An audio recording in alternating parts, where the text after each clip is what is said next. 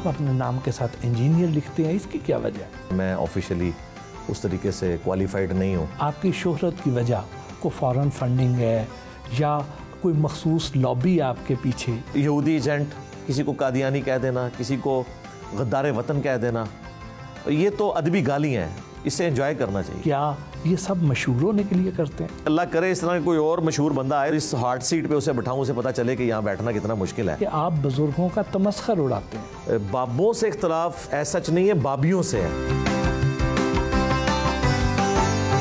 घर में आप कैसे रहते हैं? कामयाब मर्द वो हैं जो रन मुरीद हों। अगर सोशल मीडिया ना हो तो क्या तब भी इतने मशहूर स्कॉलर होते? मेरा ख्याल है नहीं। आपसे तकरीबन हर मसलक के लोग ही नाराज रहते हैं। मैं हर मसलक की पब्लिक से राजी हूँ। देखिए प्रोग्राम GNN के संग हर इतवार रात 11:05 पर सिर्फ GNN पर।